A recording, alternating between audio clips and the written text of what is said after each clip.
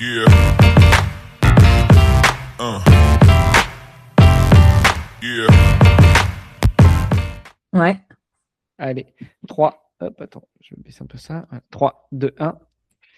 Salut les sportifs, c'est Hermano et je suis très heureux de vous recevoir à nouveau pour un épisode du podcast Devenir triathlète. Aujourd'hui, on va pouvoir parler avec une invitée. On se court après depuis quoi? Un an et demi, 2 ans peut-être, qui est une connaissance d'Amélie Garcia, que vous avez déjà entendu sur le podcast, avec qui on allait monter un stage d'entraînement pour triathlète, mais bon, ça ne s'est pas fait l'année dernière. J'ai bon espoir que ça se fasse après. En tout cas, il y a une des intervenantes qui intervient sur les journées, les stages de quelques jours, voire les stages plus longs avec Amélie. C'est Julie Orsoni. Salut Julie.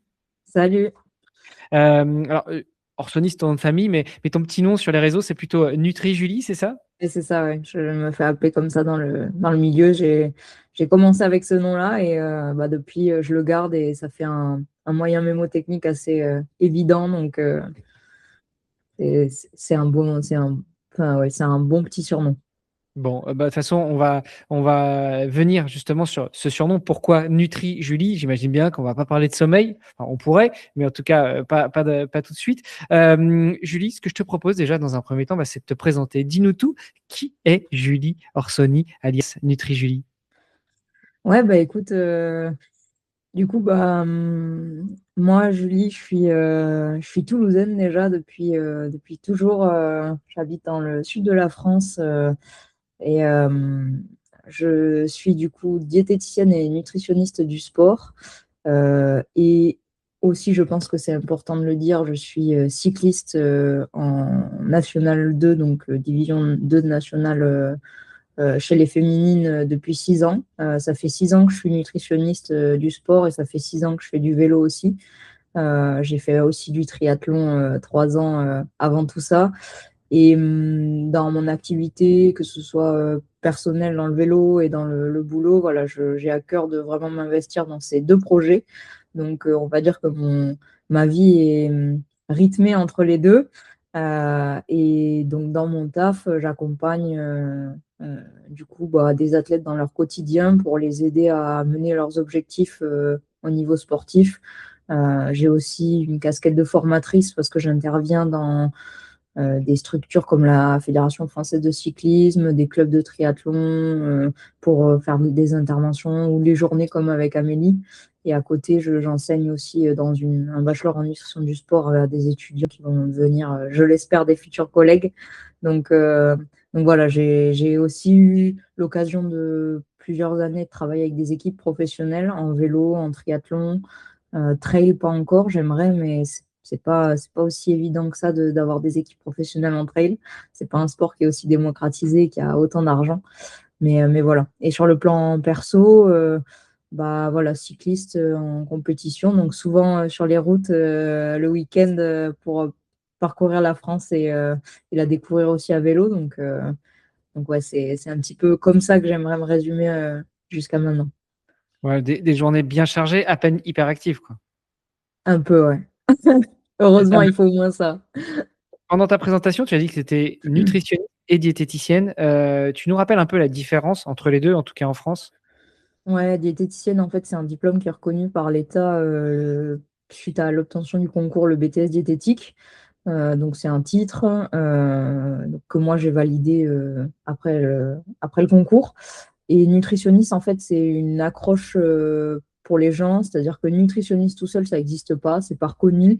En revanche, tu as les médecins qui sont nutritionnistes parce qu'ils ont fait enfin, leurs études et une qualification en nutrition supplémentaire. Donc, tu as médecin nutritionniste et nous, maintenant, souvent, on s'appelle diététicien nutritionniste pour éviter justement qu'il y ait ce titre qui soit pris, on va dire, à part et pour éviter d'avoir cette confusion. Donc, nutritionniste tout court ou coach en nutrition, il n'y a pas de diplôme derrière. Ça sous-entend qu'il n'y a pas de connaissances, hein, mais il n'y a pas de diplôme. Et le BTS diététique, du coup, t'inscrit au référentiel de santé public français. Ok, ouais, on a un petit peu la même diététicien qu'entre entraîneur et coach. Pour être entraîneur, il faut passer Exact. un diplôme. Pour être coach, n'importe qui peut se prétendre coach, mais il n'est pas pour autant entraîneur. Alors, un entraîneur est coach, ou peut être coach, mais un coach n'est pas forcément entraîneur. Donc, un nutritionniste Exactement. n'est pas forcément diététicien, mais un diététicien est nutritionniste. C'est ça. Bon, c'est déjà plus clair. Je te remercie. C'est un secteur dans lequel tu as toujours voulu évoluer ou c'est quelque chose qui est venu un peu après, notamment dans ta pratique du sport? C'est venu plutôt après, on va dire, quand j'étais au lycée. J'ai eu, j'ai commencé un petit peu à m'intéresser aux sciences de la vie notamment. C'était un sujet qui m'attirait particulièrement. Et à ce moment-là, bon, j'ai toujours été active, j'ai toujours été même très active. J'ai toujours fait beaucoup de sports, mais très différents. J'ai fait des sports collectifs. Au lycée, j'ai fait du rugby, de la boxe. Voilà, j'ai tourné un petit peu partout. Et à ce moment-là, bah, c'est vrai que c'est un moment où l'image de soi, elle est importante, hein. Quand on est au lycée, on se sent un peu plus concerné par qui on est et par notre corps. Et j'ai commencé à m'intéresser à l'alimentation via ça, en me rendant compte, en améliorant mon alimentation, à quel point c'était bénéfique pour bah, mon quotidien, ma fatigue, ma récupération, mon activité sportive. Et très vite, j'ai fait un lien qui m'a assez passionné, on va dire. Et c'est à ce moment-là que j'ai découvert qu'il y avait des écoles qui permettaient de travailler là-dessus, donc notamment un bachelor en nutrition du sport qui était à Toulouse, donc assez accessible pour moi. Et bah, c'est depuis ce moment-là que j'ai commencé à vraiment m'intéresser, à me dire est-ce qu'il n'y a pas moyen d'aller sur cette filière et de travailler là-dedans, en fait. Tu disais au lycée, tu as fait pas mal de sport. À partir de quand est-ce que tu découvres le triathlon ou peut-être le cyclisme d'abord? D'ailleurs, ça s'est fait comment? C'était cyclisme et après tu as bifurqué sur le tri pour revenir au cyclisme ou c'est le tri qui t'a amené au vélo? Enfin, c'était dans quel sens? Ouais, alors en fait, quand je faisais de la boxe, je faisais un petit peu de course à pied pour me maintenir, on va dire, cardiovasculairement. Et j'avais acheté un vélo de route parce que je trouvais ça super chouette d'aller vite. La notion de vitesse me plaisait beaucoup. Donc j'avais un vélo, je faisais un petit peu de course à pied. J'ai une amie qui m'a dit, mais il te manque juste la natation pour faire un super sport qu'est le triathlon. Et quand j'ai déménagé du coup dans le centre de Toulouse pour faire mes études justement en nutrition du sport, je me suis inscrite dans le club toulousain qui était du coup le plus concerné pour les jeunes. Et à ce moment-là, j'ai créé en fait mon environnement social autour de ça. Donc mes copains sont devenus mes partenaires d'entraînement et c'est comme ça que j'ai démarré le triathlon. Et au bout de 3 ans, justement c'était après le Covid, il a eu un impact quand même assez considérable sur l'entraînement et l'investissement que j'avais mis dans tout ça avant et qui avait été entre guillemets un peu gâché ou supprimé par le Covid. On sait à quel point c'est un sport qui est exigeant et qui demande beaucoup d'entraînement. Et à ce moment-là, j'ai dit, ouais, je veux plus, je veux me concentrer sur mon boulot aussi. Et s'entraîner 2 à 3 fois par jour, c'est pas possible, entre guillemets, pour ça. Donc, je me dis, bon, c'est quoi que je préfère? C'est le vélo. Et c'est à ce moment-là où j'ai eu l'opportunité. Il y avait une équipe féminine qui se montait dans la région et j'en ai profité. Je me suis dit, je pense que c'est un petit signe, je crois souvent au destin. Donc, c'est vrai qu'à ce moment-là, j'ai intégré l'équipe féminine rapidement, sans vraiment trop savoir dans quoi je mettais les pieds, hein. Mais, mais voilà. Et alors, dans quoi est-ce que tu mettais les pieds ou sur quoi tu mettais les pieds? Parce qu'en vélo, tu pédales. Ouais. Ah, c'est pas, en fait, il y a une vraie différence entre faire du vélo et faire des compétitions de vélo. Euh, Moi, en fait, je pensais que je faisais du vélo, mais je me baladais, quoi. C'est-à-dire que je faisais du vélo avec des copains dans le cadre du triathlon. Ou quand tu fais du vélo sur les courses, t'es 20 max. Là, dans les compétitions sur lesquelles euh, on, on est représenté en cyclisme sur route féminin, on est entre 130 et 170 au départ. Les niveaux sont extrêmement exigeants et notamment depuis l'arrivée du Tour de France féminin qui inspire beaucoup de jeunes et qui, j'en suis très contente, rend l'accès au haut niveau de plus en plus difficile, mais du coup au mérite aussi et au travail.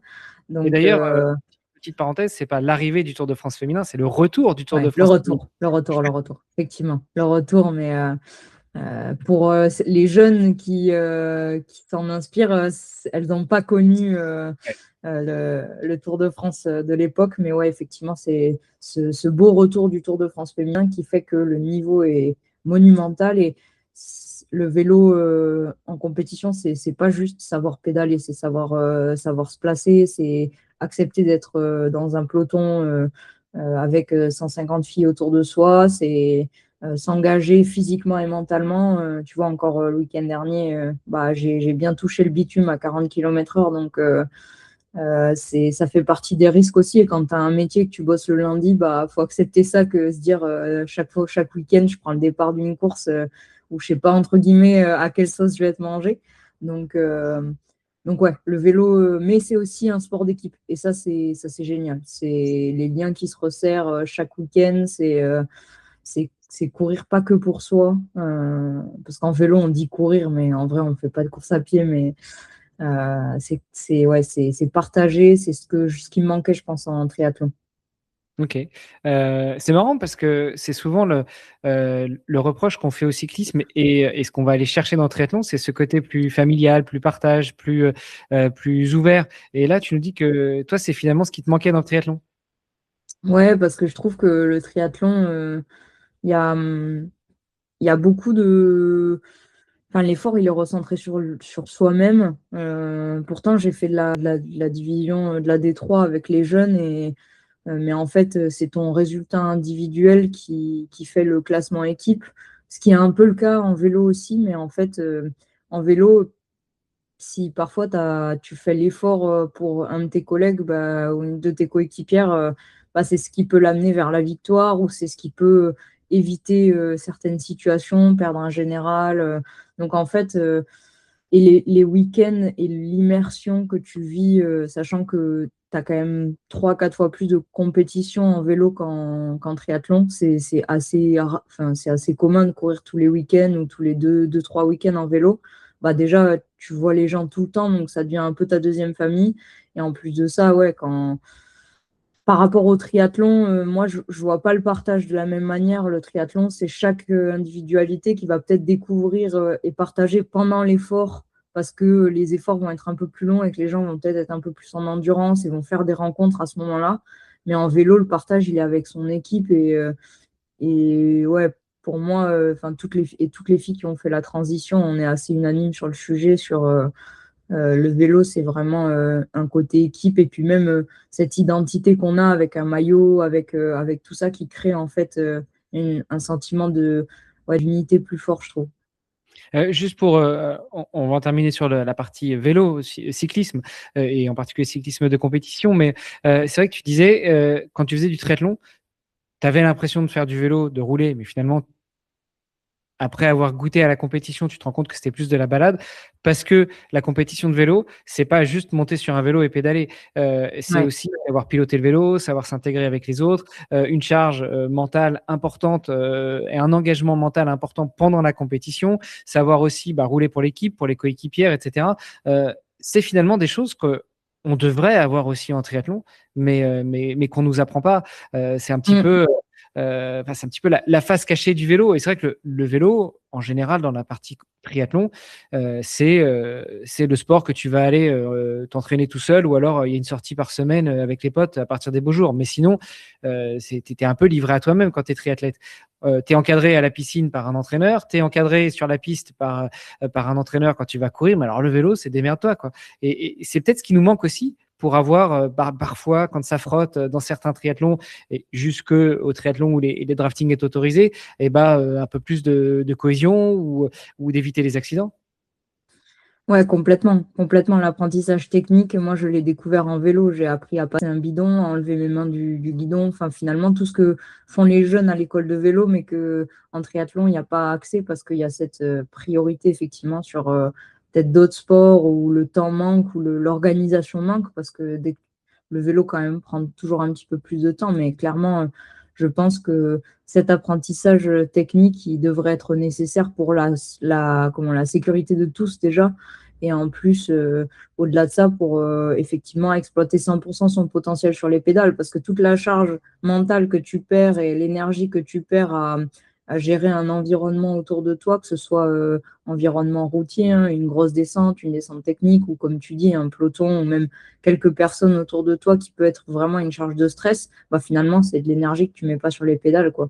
Et au même titre que une gestion d'aérodynamisme, de comprendre que, voilà, enfin, tous ces éléments-là, effectivement, c'est du temps qu'on consacre pas et qui devrait, à mon sens, ouais. Après, encore une fois, c'est facile à dire. C'est pas moi qui suis bénévole le mercredi et le dimanche pour aider les clubs à se développer en vélo, mais je pense qu'il y a un apprentissage technique et on le voit d'ailleurs. Encore une fois, je regardais une vidéo de la FDJ là, chez les filles qui faisaient des exos sur un parking pour apprendre à se toucher les casques, apprendre à se toucher le. En fait, finalement, il y a pas. Je pense qu'il n'y a pas de niveau pour techniquement travailler. Et souvent, c'est quelque chose qu'on néglige parce qu'on est concentré à fond sur le physique. Il faut fermer 10 fois 5 minutes allure half, c'est allure course tout le temps, un petit peu. C'est vraiment le côté physio parce que j'entends que ça reste un sport qui est extrêmement physio, mais le côté technique a une valeur ajoutée, à mon sens, qui est trop négligée, quoi.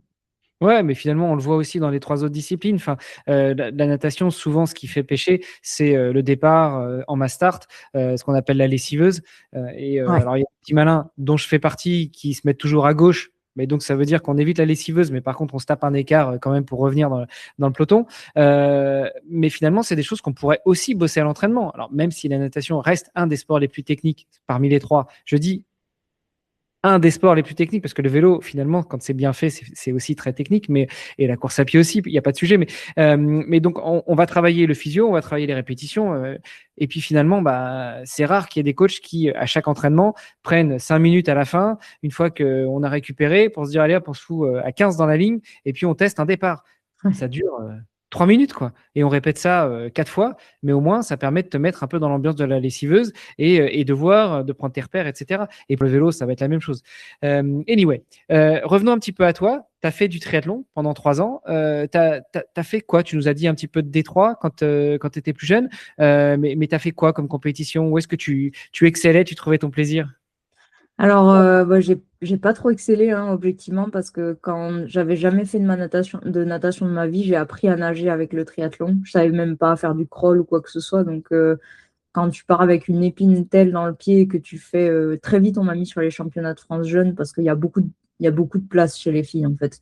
Surtout en Occitanie, il n'y avait pas grand monde. Donc, tu vois, pour te donner une idée, quand j'étais junior, j'ai faisais des compétitions S, donc sur des formats S, et que ce soit en D3 ou sur les qualifs des championnats, un jour, je vais pour faire la qualif championnat, je finis troisième sur trois, grosse perf, hein, et je suis qualifiée parce qu'il y avait 8 places. Donc, tu vois, on va dire que l'accès, en tout cas, moi, quand j'y étais, il y avait vraiment de la place. Donc, ça m'a permis d'accéder à des grosses compétitions très vite, avec un niveau qui était quand même sensiblement très faible. Donc, j'ai fait, tu vois, tous les championnats de France, triathlon, duathlon, aquathlon. Aquathlon, c'était rigolo, je sors dernière de l'eau ou avant-dernière, je crois. Logique, hein, quand tu sais pas nager et que tu as des jeunes qui font ça depuis plusieurs années. Mais en triathlon, on va dire que j'ai commencé à un peu plus perfer sur ma dernière année, après avoir passé 2 ans à vraiment m'investir pour apprendre à m'entraîner et gérer toute la charge que ça nécessitait, en plus de mes études. Et, et en troisième année, c'est à ce moment-là où j'ai fait pas mal de D3, le championnat D3 quasiment en entier, en duathlon et en triathlon avec les filles avec qui j'étais à l'époque. Donc, ouais, que des formats, on va dire, S, sur lesquels je me suis particulièrement fait plaisir sur la partie vélo. Et j'étais assez connue pour être celle qui roule, mais celle qu'on attend avant, quoi. Surtout si c'est une équipe. Ah ouais, c'est un bon repère, c'est-à-dire que on sait que tu vas sortir très loin en natation, mais par contre, on sait aussi que tu vas nous reprendre en vélo. Donc, le jeu, ça doit être aussi un petit peu de mettre le plus d'écart possible, non? Ouais, ouais, complètement. C'est sûr qu'après, c'est un beau. Mais quand on faisait des triathlons en équipe, j'avais une amie qui nageait particulièrement bien. Bon, elle se baladait, elle me poussait, elle était en dos, elle me poussait à côté. Mais ouais, ouais, c'est sûr. Après, justement, l'hiver du Covid, avant le Covid, j'avais fait un effort en natation. Je nageais 5 fois par semaine. Donc, vraiment, je m'étais impliquée et j'étais dans une forme en natation que j'avais jamais atteinte. Et je suis arrivée prête pour les compétitions. Et le contre-coup qui a été compliqué, c'est que le Covid, s'il y a bien une chose qu'on ne pouvait pas faire, c'était nager. Donc, euh, donc ouais, ça m'a écœuré, quoi. Quand tu passes tout l'hiver dehors dans les bassins là et qu'au final tu te retrouves à pas pouvoir exploiter ce potentiel-là, c'était dur, ouais. Ouais, j'imagine.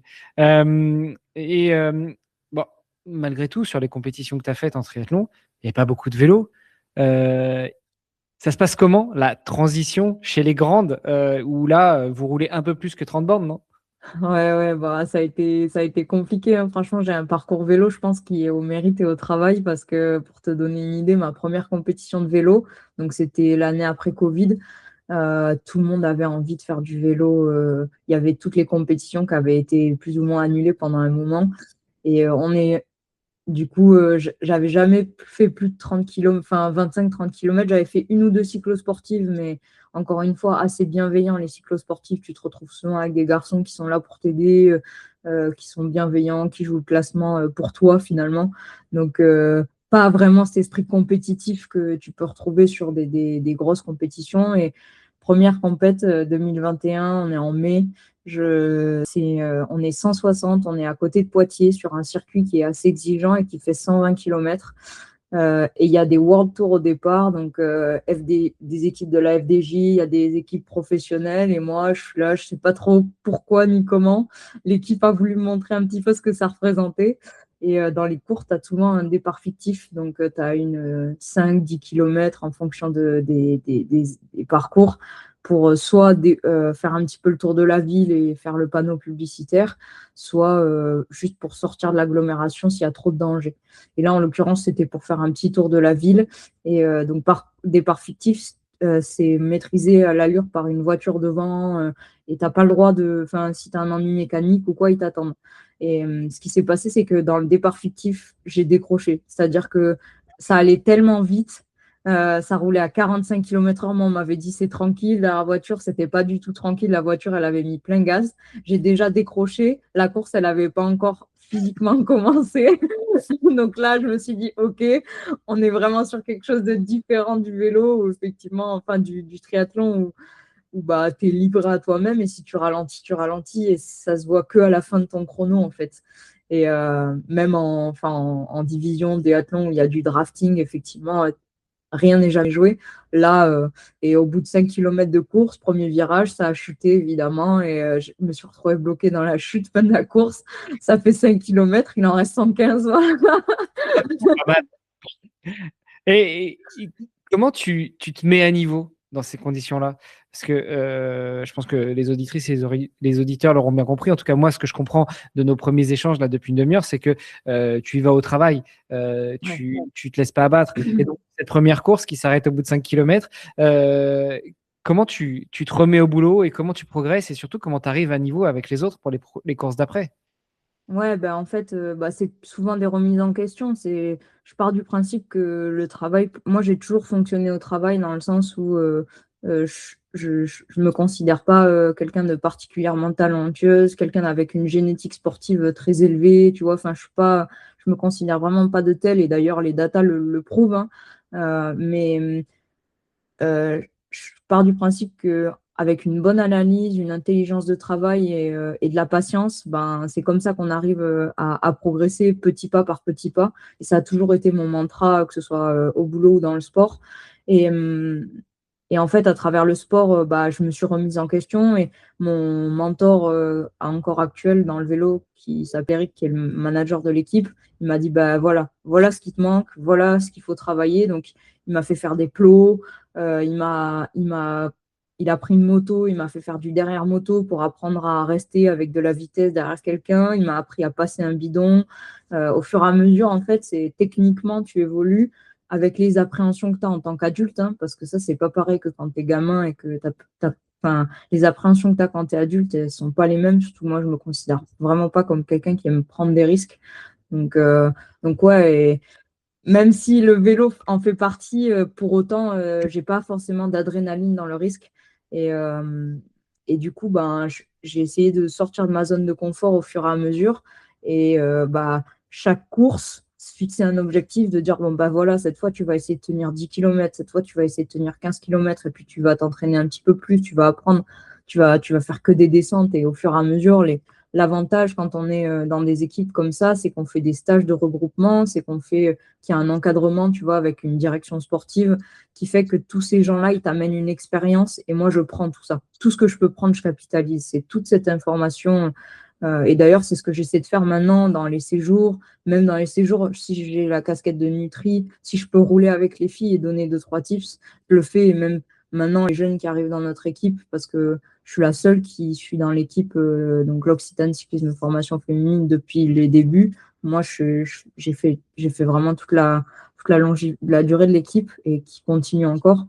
Dès que je peux mettre du conseil et je peux donner, tu vois, et transmettre ce que j'ai appris, bah, j'essaie de le faire parce que pour moi, ça a une valeur qui est énorme et qui peut t'aider à capitaliser et à avancer. Donc ouais, j'ai fini l'année, tu vois, sur la première année, je fais une course nationale, donc N2. Je fais 15e N2, je crois. On était avec les N1 aussi. Donc, au final, au total, je dois faire 45e. Je finis quasiment première de la course dans l'équipe. Bon, j'avais mis beaucoup de choses et beaucoup de moyens en place. Et évidemment, entre-temps, bah, j'ai fait lanterne rouge sur plusieurs courses. Lanterne rouge, ça veut dire que tu es la dernière en course, quoi. Mais pour autant, j'ai pas lâché. Et ouais, ça a été beaucoup de remise en question, mais de la persévérance. Tu vois, c'est pas je vais tout abandonner. Je pars du principe que abandonner, pour moi, c'est pas un sujet. C'est vraiment. Et plus tu travailles, en fait, plus derrière, quand tu regardes et que tu as réussi à faire les choses, tu te dis, ouais, mais c'est grâce à moi, en fait. Et ça te construit enfin, moi, en tant que femme, ça m'a beaucoup aidé aussi, quoi. Aujourd'hui, tu as 27 ans, enfin, presque. Presque. Je sais pas si je sais pas si j'aurais diffusé l'épisode pour ton anniversaire, mais bon. Un petit tip si vous voulez savoir la date d'anniversaire, vous tapez Julie Orsoni et puis comme C'est facile à trouver. voilà, c'est facile à trouver. Euh, ouais, donc aujourd'hui, tu as 27 ans. Dans le triathlon, en général, on se bonifie avec l'âge. Dans le cyclisme, on ne fait pas forcément de vieux os. Enfin, il y a quelques Françaises qui ont tenu le podium pendant longtemps, mais tu te vois continuer encore combien de temps à ce rythme et à ce niveau-là?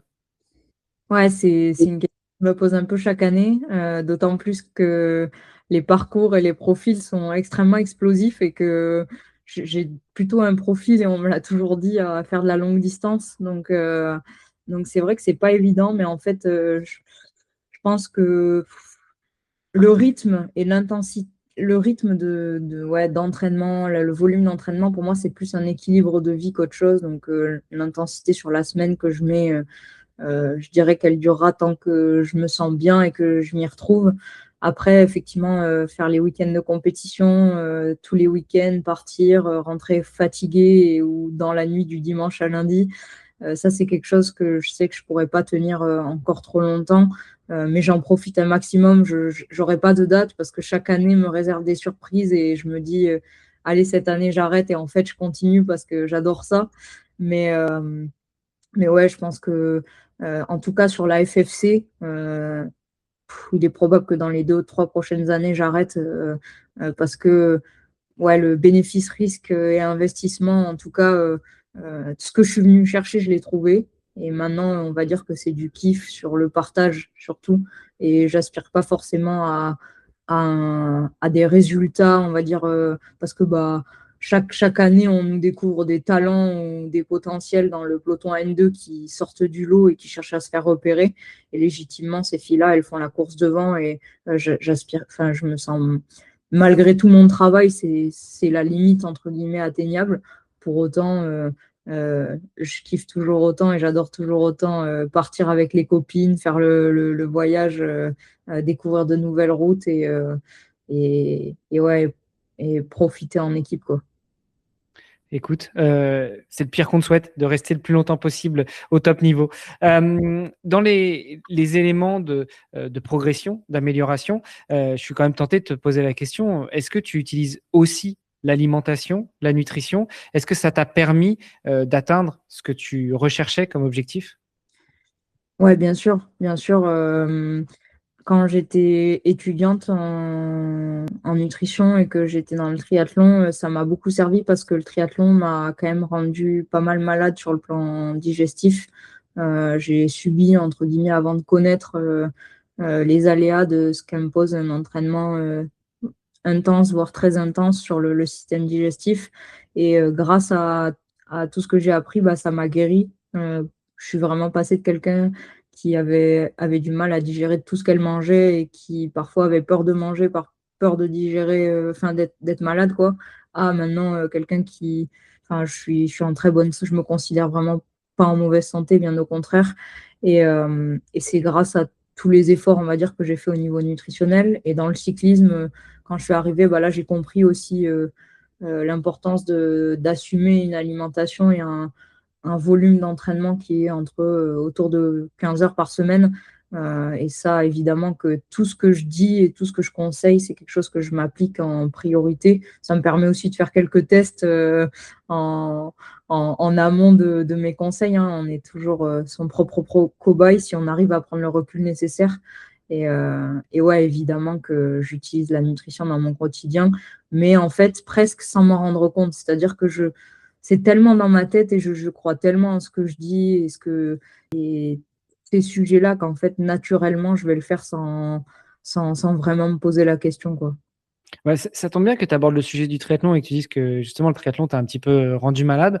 Qu'est-ce qu'on peut dire aux triathlètes ou aux néo-triathlètes aujourd'hui qui commencent et qui effectivement aussi alors, se rendre malade, c'est peut-être un peu fort comme terme, mais en tout cas, ont du mal avec la partie nutritionnelle, avec l'alimentation. Et évidemment, ça va être à individualiser. Évidemment, ça va Bien être à sûr. regarder la distance selon l'intensité qu'on met. On va pas avoir ni les mêmes besoins, ni les mêmes consommations énergétiques, ni encore moins la même capacité de digestion si on part sur un S ou un super sprint ou si on part sur un Ironman. Mais globalement, ou peut-être si tu veux détailler Ouais. par distance ou par intensité. Ouais, Vas-y. pour te donner une idée, au niveau de l'alimentation et du triathlon, la problématique prioritaire, c'est que les gens, ils essaient de faire des... Ils essaient d'améliorer leur alimentation dans le sens équilibré du terme, souvent en même temps qu'ils commencent ce genre de discipline. Et tu te retrouves avec un croisement où les gens, ils ont tendance à diminuer un petit peu leurs apports énergétiques et en même temps augmenter leur volume. Et du coup, quand tu limites tes apports énergétiques, tu te retrouves souvent à manger peut-être un peu plus de légumes, donc qui représentent un peu plus de fibres, qui sont longues à digérer, qui peuvent être impactantes dès lors que tu commences une activité d'endurance. L'endurance, et notamment la course à pied ou même le triathlon, parce que quand tu nages, tu es à l'horizontale, donc la digestion, elle est carrément coupée.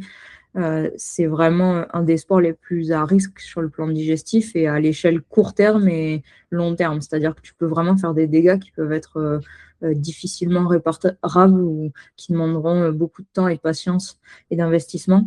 Donc en fait, ce que j'aurais entre guillemets comme conseil à donner déjà, c'est considérer la discipline et toujours soutenir en fait la discipline via l'alimentation. C'est pas essayer de manger moins, c'est manger plus, mais manger mieux. Et ce que ça sous-entend, ça veut dire ne pas négliger certains points qui sont prioritaires quand tu es sur une discipline d'endurance, qui est de consommer suffisamment de protéines pour éviter de créer beaucoup de fatigue. Donc ça sous-entend manger, on va dire, à chaque repas de manière, petit déjeuner inclus et de manière diversifiée et régulière. Faire un bilan sanguin au moins une fois par an, voire tous les 6 mois en se rapprochant, si possible, d'un médecin du sport pour être sûr voilà, qu'il n'y a pas d'état de carence qui sont en train de s'installer et qu'on aurait du mal à deviner. Ne pas négliger aussi l'apport en glucides, donc tout ce qui va être les féculents, euh, parce que ça reste une source d'énergie prioritaire et que ça peut créer énormément de fatigue aussi de vouloir les supprimer pour les mauvaises raisons, qui sont souvent la perte de poids ou la peur de grossir. Et faire attention aux fibres parce que, encore une fois, c'est à mon sens un des éléments qui peut être le plus destructeur, même si très bénéfique pour la santé qu'il soit. Et je ne dis absolument pas qu'il faut les supprimer, il faut juste les remanier. Et pour ça, s'il y a un conseil, sans vouloir faire de pub ou quoi que ce soit, que je donnerais, c'est quand on démarre un sport d'endurance, c'est vraiment important d'aller faire un bilan avec un professionnel de la nutrition, notamment particulièrement dans le sport, pour éviter de se planter une épine dans le pied qui peut avoir des conséquences assez lourdes, on va dire, sur ces quelques petites années de carrière, si elles y sont, notamment dès lors qu'on commence à augmenter les distances, parce que souvent on voit cette progression-là. On commence par des petits triathlons où pour le coup l'entraînement et la compétition ne sont pas forcément très agressives sur le plan physio, mais par contre, plus on commence à augmenter, plus effectivement, que ce soit les entraînements ou la course, a un impact vraiment considérable sur sa vie et sur son état de santé. Et c'est là où il faut vraiment, plus tu pars avec de bonnes bases, plus il est probable que ça se passe bien quand tu fasses la transition, quoi. Sans mauvais jeu de mots. C'est clair. Peut-être que le conseil, tu dis qu'effectivement, il faut s'entourer, aller voir un professionnel de la nutrition et en particulier de la nutrition sportive. Peut-être, évidemment, dès lors qu'on sait qu'on veut aller vers de l'endurance, s'orienter dans cet accompagnement-là, mais peut-être la première chose, ça peut être de faire un bilan, enfin un journal alimentaire, c'est-à-dire les premières semaines, les premiers mois, on regarde un petit peu, on note chaque jour. Alors ça peut paraître contraignant a priori, mais on note un peu chaque jour ce qu'on consomme. Et puis après, quand on va voir ce spécialiste, on arrive déjà avec des éléments prêts en disant voilà, aujourd'hui, ce que je consomme, est-ce que ça va, est-ce que ça va pas, comment est-ce qu'il faut réorienter, comment est-ce qu'il faut ajuster. Il y a aussi le côté euh, ravitaillement pendant l'entraînement, nutrition, enfin ravitaillement, nutrition, alimentation pendant l'entraînement, pendant la compétition. Déjà, on n'est pas dans les deux mêmes configurations. Souvent, à l'entraînement, on peut se permettre de prendre certaines choses plus facilement, d'emporter plus de choses sur toi, d'avoir un petit sac, une petite sacoche, des choses que tu peux pas forcément faire en compétition. Donc, il y a ça Ouais. aussi à adapter. Et puis, il y a le côté nutrition de l'effort, de manière générale. Tu es plutôt glucides, pas glucides, 60, 90, 100, 120 grammes par heure ou finalement apprentissage pour chacun. J'aurais tendance à dire je suis un peu tout, je suis contexte dépendante, moi. C'est un peu ma philo en prise en charge, c'est que, alors, de facto, je pars du principe que les glucides sont, dès lors que tu as un volume d'entraînement dépasse 6-8 heures par semaine, sont extrêmement nécessaires à l'entraînement pour, au-delà de l'aspect nutrition à l'effort, c'est-à-dire au-delà de l'effort en lui-même qui va pas forcément nécessiter une grosse charge en glucides, c'est que ça permet une couverture des besoins à l'échelle de la journée et un état général beaucoup plus, enfin, ouais, un meilleur état général, on va dire, et beaucoup plus productif, que ce soit dans ton travail, dans ta vie familiale, dans ton environnement, que si tu ne le fais pas, donc que si tu te sous-alimentes à l'effort. Moi, souvent, je récupère des gens qui sont fatigués, qui ne comprennent pas forcément pourquoi. Et le problème vient surtout du fait que parce qu'ils ont pensé qu'en faisant que de l'endurance, ils n'avaient pas besoin d'avoir des apports pendant l'effort. Sauf qu'au final, tu te rends compte que c'est pas parce que l'intensité n'est pas extrêmement élevée que ces calories, tu vas pas les dépenser et qu'à un moment, le corps, il va pas en avoir besoin. Donc ça, c'est une première chose. Et après, effectivement, l'apprentissage mène à des apports, on va dire, de sécurité. C'est-à-dire que, effectivement, quelqu'un qui démarre et qui me dit, moi, j'arrive pas à manger, je vais pas le mettre à 90 grammes par heure parce que c'est clairement le meilleur moyen pour le dégoûter, l'écœurer et qu'au final, il fasse un ancrage qui soit extrêmement négatif. Mais je vais essayer de prioriser. C'est-à-dire que la première chose que je vais vérifier, c'est l'hydratation. Parce que dès que tu es déshydraté, on le sait, les glucides s'assimilent moins bien. Et ça peut créer des lésions au niveau digestif. Donc, moi, première chose que je vérifie sur l'alimentation à l'effort, c'est toujours l'hydratation et la qualité de l'hydratation. Donc, s'il n'y a que de l'eau, comment est-ce qu'on peut implémenter cette hydratation de façon à ce que on ramène peut-être un peu plus de minéraux et de glucides directement au niveau hydrique, ce qui ne coûte pas grand-chose en termes de logistique, mais pour le coup, qui peut déjà faire un premier point et un premier levier et un accès à l'apport à l'effort. Et derrière, une fois que l'hydratation et du coup que le contexte il est posé, là, on commence à implémenter l'alimentation à l'effort. Et en fonction des contraintes et des habitudes de la personne, c'est là où tu vas aller chercher et tester. C'est-à-dire que plus il y a des choses qui passent à l'entraînement, plus il est probable que que ta compétition se passe bien. Parce que du coup, ça te permet une marge de tolérance supplémentaire. Mais au-delà de ça, En fonction des gens, tu vois, il y a des gens qui vont dire ah moi j'adore le sucre. Bon bah ces gens-là généralement, je vais m'assurer qu'ils se brossent bien les dents et régulièrement parce que sinon il y a des risques de caries clairement. Mais au-delà de ça, on sait que tu peux sur 4 heures mettre, on va dire possiblement que des apports sucrés, ça changera pas grand-chose. Ils seront pas, ce sera pas un problème. Il y a des gens, ils préfèrent mâcher plutôt que prendre des gels. Donc à ce moment-là, tu vas orienter. Et en fonction de ça, en fait, va se dessiner la stratégie. Et on va dire que dans le milieu amateur, je reste toujours entre 60 et 90 grammes par heure. Au-delà, à mon sens, c'est encore trop flou et trop, on va dire, et pas forcément, on va dire, nécessaire compte tenu du niveau et de la puissance, parce que la dépense calorique et du coup les glucides par heure, c'est corrélé à la puissance fournie. Donc voilà, le niveau amateur, à mon sens, a largement son intérêt à trouver entre 60 et 90 grammes par heure. Et dès lors qu'on passe au-delà, ça demande un entraînement digestif, une adaptation, une priorité, des choix particuliers. À ce moment-là, on rentre plus dans quelque chose de les gains marginaux, ce que j'appelle. Ok. Sans rentrer trop dans la technique, parce que c'est pas l'objectif non plus de cet épisode d'aujourd'hui, éventuellement on pourra en faire un avec des cas d'école, des cas concrets, etc. Mais tu disais, quand on fait de l'endurance, effectivement, on se dit, bah, c'est bon, ça va pas être intense, donc je peux y aller sans trop m'hydrater, sans trop manger. C'est quoi pour toi la limite? Je sais que mon coach me dit toujours, au-delà de 60 minutes, tu prends à boire, tu prends à manger. Si tu pars pour 45, bon, tu peux encore partir à peu près à jeun, sans prendre de quoi Ouais. t'alimenter. Mais par contre, il faut recharger après. Il faut partir chargé avant et il faut recharger après l'entraînement. Toi, tu la mets où cette limite? Alors, encore une fois, on met un gros disclaimer, Oui, oui. ça dépend des gens, ça dépend de l'entraînement, ça dépend des conditions climatiques. On va pas faire on va pas faire pareil 1 heure dans le Cidobre à Castres où ça monte, ça descend, à faire du trail que à faire 1 heure sur une ligne droite à Luxembourg le long de la Moselle, où il fait potentiellement moins chaud et où l'effort va être moins intense, même si on est en endurance. Donc, grosso modo, toi, la limite, tu la places où pour que ce soit compréhensible et intelligible pour tous? On va dire qu'en course à pied, je la place à 1 heure.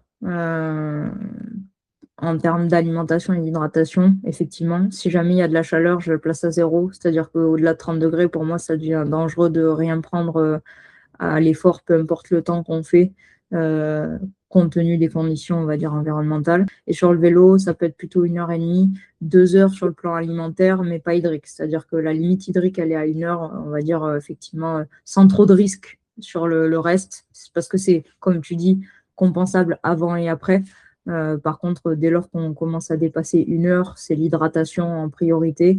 Et on peut dire que 2 heures sans apport alimentaire, ça peut se faire, en sachant que c'est important aussi d'avoir des séances sur lesquelles on n'a pas un apport en glucides qui est très élevé pour continuer justement à entraîner ce qu'on appelle l'utilisation métabolique des lipides. C'est-à-dire que si tu mets trop de glucides tout le temps, le corps, il va feignant comme il est, hein. C'est une belle machine, mais quand il a l'opportunité, il a saisi, eh ben, il va utiliser en priorité les glucides, ce qui fait que tu peux perdre un petit peu cette capacité à, qu'on va chercher à utiliser les lipides et donc à économiser, on va dire, les glucides. Pour rappel, les lipides, c'est tout ce qui va être les matières grasses, donc le stockage graisseux, qui est une source d'énergie secondaire très efficace, mais utilisable sur on va dire, des intensités faibles à modérées. Dès lors qu'il y a de la haute intensité, c'est un process qui est trop long et qui demande trop de temps au corps pour être mobilisé. Donc là, il va passer plutôt sur les glucides, appelés aussi sucre. Donc voilà, c'est un petit peu ces repères-là que je peux donner, qui me semblent assez, on va dire, universels, sauf, comme je disais, dans le cas où la température est supérieure à 30 degrés, où là, ça devient dangereux et on risque une hyperthermie même au bout de 30 minutes. Donc, Ouais, et puis en vélo, c'est pareil, ça s'apprécie au niveau des conditions climatiques. Si on a beaucoup de vent, bah, mine de rien, on va avoir tendance aussi à se déshydrater un petit peu plus, que ce soit de face, latérale ou dans le dos, hein. On le sent pas forcément, mais ça favorise aussi la déshydratation. Et évidemment, parce que dans le triathlon, il y a 3 sports, on t'en a pas parlé, mais en natation oui, aussi, on s'hydrate et oui. on s'alimente. C'est vrai que j'en ai pas parlé, mais je l'associe comme à la course à pied, c'est à peu près le même principe. Et en fait, Après, c'est vrai que rares sont les athlètes qui nagent plus d'une heure. Ça se voit souvent dans les athlètes un peu plus haut niveau qui préparent des grosses échéances, qui vont peut-être faire 1 heure et demie, voire des séances de 2 heures, ou ceux qui nagent en club. Mais vraiment, je vois beaucoup d'athlètes sur le bord du bassin qui n'ont pas de gourde, qui n'ont rien à manger. Ce que je peux entendre, le problème en natte, c'est que tu as souvent les cas suivants. C'est soit tu nages tôt le matin, soit tu nages entre midi et deux, soit tu nages tard le soir, avec les créneaux qui sont disponibles sur les structures, notamment en club. Et souvent, les athlètes, ils y vont à jeun pour une raison de confort digestif. Bah, à ce moment-là, pour moi, il n'est même pas question d'avoir ni boisson d'effort, ni ne serait-ce qu'un minima de l'eau, parce que bah, tu es déjà dans un contexte où tu vas te déshydrater et potentiellement tu vas stresser un peu plus la machine parce que tu es à jeun. Donc dans ces cas-là, les 0 minutes sont valables aussi. Et d'ailleurs, souvent, j'embête mes athlètes parce que je leur fais boire une boisson d'effort dès 6 heures du matin et qu'ils n'en ont pas forcément envie. Mais ça sécurise vraiment le reste de la journée, euh, on va dire, pour le confort sur la totalité que ce soit la concentration, la faim, enfin tous ces process-là. Donc souvent, c'est ce que je dis, c'est que la nutrition d'effort, c'est pendant, mais c'est aussi prévenir l'après. Tu vois. C'est anticiper la récupération et le confort général. Les gens, ils ont souvent tendance à vouloir euh, toujours euh, moins parce que je ne sais pas si, on va dire, il y a chacun a ses raisons, mais soit c'est sous-estimer l'activité initiale par comparaison, c'est-à-dire, oh, mais combien de fois j'ai entendu en triathlon, oh, mais j'ai fait que 1 heure. Ouais, mais tu as quand même fait 1 heure. Enfin, ça reste 1 heure de sport sur tes 12 heures par semaine. Donc, ça reste quand même un volume qui est bien là.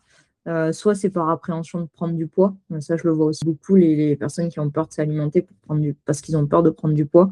Soit c'est juste par méconnaissance. Et dans les trois situations, moi, ce que j'essaie de vraiment mettre en avant, c'est cette notion de euh, la nutrition, c'est un soutien et on n'est pas là pour subir sa journée. L'entraînement, c'est déjà un effort. Si en plus de ça, l'apport calorique devient, on va dire, une contrainte et non un soutien, il est probable qu'on n'exprime que 70-80% de son potentiel et que ce soit toujours dur à vivre, en fait. Et qu'on soit dans un schéma de résistance plutôt que de performance.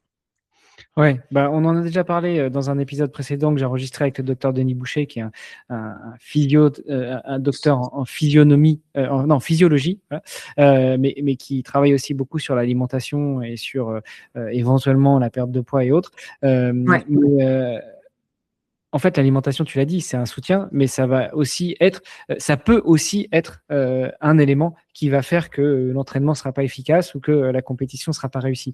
Et tu l'as dit, on est souvent des amateurs. Je pense que les pros sont déjà bien accompagnés là-dessus, mais n'oublions pas qu'on a aussi notre vraie vie, notre journée à faire à côté. Si on nage à 6 heures du mat, il faut aussi penser à s'alimenter pour tenir le reste de la journée, parce que le corps va subir le stress de l'entraînement. On va quand même pas aussi lui rajouter le stress de l'alimentation. Et c'est pas parce que on va nager et après on va bosser qu'on va maigrir. Au contraire, si on stresse notre corps, on peut avoir l'effet inverse. Il faut Ouais. manger juste ce qu'il faut. Et pour ça, comment on calcule son métabolisme, comment on calcule ses besoins en apport énergétique et comment on ajuste tout ça?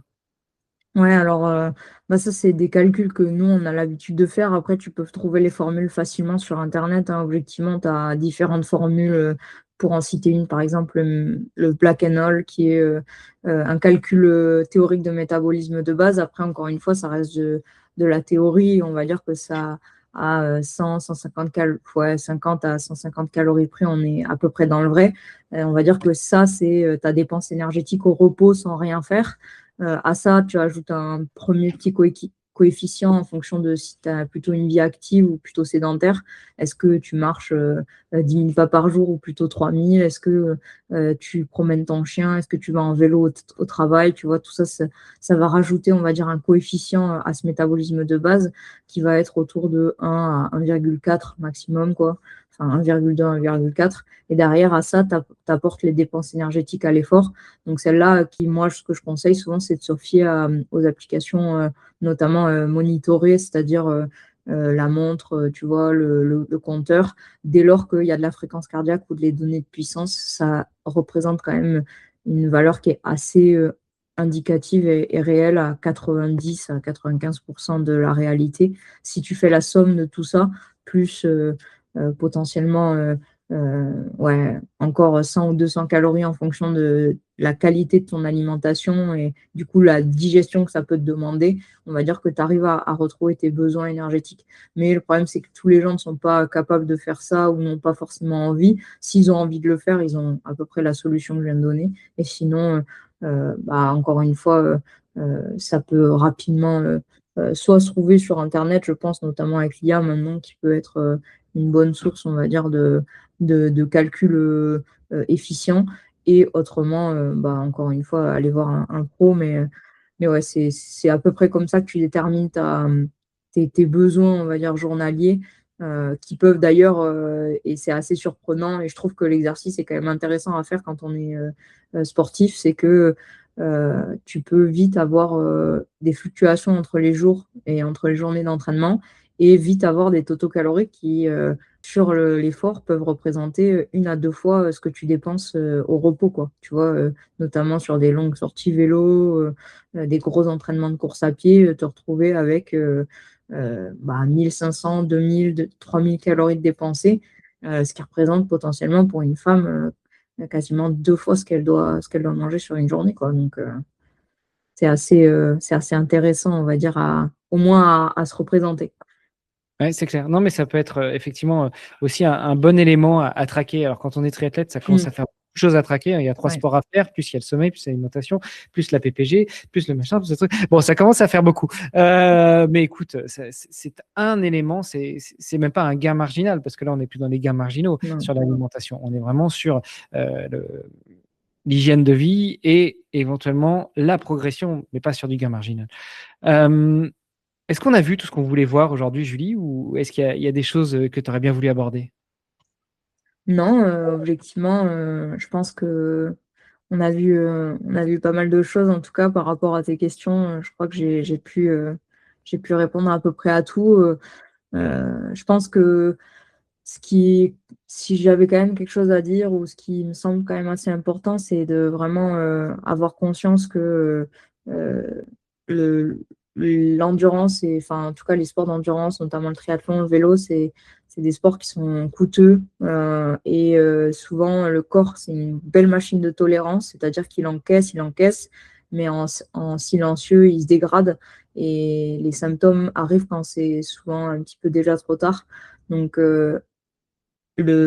l'engagement qu'il faut avoir par rapport à ça, c'est vraiment de prendre conscience de prévenir plutôt que guérir, un petit peu ce qu'on va chercher dans aussi l'attitude sur la médecine traditionnelle, mais dire, OK, en fait, plus je prends conscience de mon corps, j'interprète les signaux, et que être fatigué tout le temps, c'est pas quelque chose de normal. Avoir faim tout le temps et penser à l'alimentation tout le temps, c'est pas quelque chose de normal. Tout ça, c'est des signaux en fait qu'on souvent on met de côté parce qu'on les met sur l'aspect psychologique, alors qu'en réalité, bah, tout est lié. Bah, en interprétant ces signaux et en ayant vraiment cette écoute de soi, je suis persuadée que derrière, on peut arriver à capitaliser sur tout le travail et pas passer à côté, comme tu disais tout à l'heure, de une partie de ta performance, tout simplement parce que tu considères que c'est dans ta tête et qu'en fait, ça l'est pas du tout. Donc ouais, clairement, la nutrition n'est pas un gain marginal, et bien au contraire plutôt un fondement finalement de la performance, qui effectivement, une fois que tu as trouvé tes routines et tes repères, ne nécessite pas d'adaptation permanente, hein, comme l'entraînement où il faut permanent stresser le corps pour progresser. Là, progresser en alimentation, c'est tout simplement s'aligner par rapport à ses besoins. Et en tout cas, pour la majorité des athlètes amateurs qui s'entraînent comme, enfin, on va dire, entre 8 et 15 heures par semaine, voire 20. Mais ouais, globalement, c'est un petit peu un message important, et qu'il ne faut pas systématiquement subir, et bien au contraire que grâce à l'alimentation et toute cette recherche au niveau de la nutrition, on peut vraiment s'entraîner en meilleure santé et du coup être plus performant derrière, quoi. Écoute, le message est bien passé. J'ai encore 2 petites questions pour toi, Julie. La première, le podcast s'appelle «Devenir triathlète». Toi qui l'as été, Ouais. quel est ton meilleur conseil pour devenir triathlète? Euh, je pense que pour devenir triathlète, je dirais il faut savoir être patient et, et pas vouloir sauter des étapes. Parce que c'est vrai qu'on a, avec les réseaux aujourd'hui, les athlètes, enfin les gens de manière générale, ils rêvent d'Ironman avant même d'être passés par la case XS. Et en fait, finalement, c'est là où tu payes le plus gros de tes erreurs et puis tu les payes cher vu le prix du dossard. Parce que tout ce que ça représente, l'investissement autour de ça, pour moi, il est vraiment trop important compte tenu du niveau initial. Et parfois, il y a trop à perdre parce que les gens, quand ils s'inscrivent à un Ironman, s'ils n'ont jamais fait de triathlon, c'est pas une inscription à un Ironman, c'est une inscription à leur confiance en eux. Ils essaient de capitaliser et de se rendre fiers. Et pour ça, en fait, il n'y a pas besoin d'accrocher un dossard et dire You are an Ironman. Il y a juste à en fait, euh, commencer par faire les choses simplement, découvrir si la discipline plaît et pas juste être encore une fois dans la lutte permanence et, et on va dire se congratuler de ces petites victoires pour arriver au fur et à mesure à progresser dans la discipline, quoi. Écoute, je te remercie pour ta réponse et un peu ce rappel à l'ordre. Et puis, pour finir, où est-ce qu'on te retrouve? Où est-ce qu'on te contacte? Où est-ce qu'on te demande des conseils ou plutôt une consultation de nutritionniste? Ouais, bah du coup, on peut me retrouver sur Instagram particulièrement. Moi, je suis assez active sur les réseaux sur nutri.julie.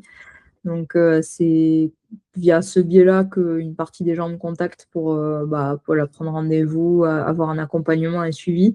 Et autrement, disponible sur WhatsApp. Mon numéro, il est trouvable sur Internet en tapant NutriJulie, pareil, pour, avoir des renseignements ou bénéficier d'un accompagnement, en sachant que pour le moment, j'ai un peu d'attente. Donc, il faut s'y prendre un petit peu à l'avance pour pouvoir bénéficier de ce suivi-là. Ouais, il faut préparer la saison prochaine. Exactement. Julie, je te remercie pour le temps que tu nous as accordé. Et puis, écoute, moi, je vais le mettre à table parce que ça m'a donné un petit peu faim tout ça.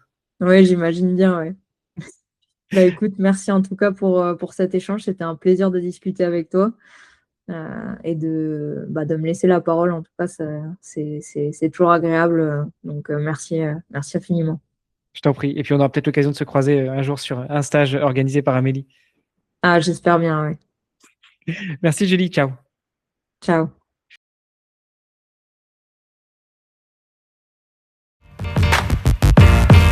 Yeah.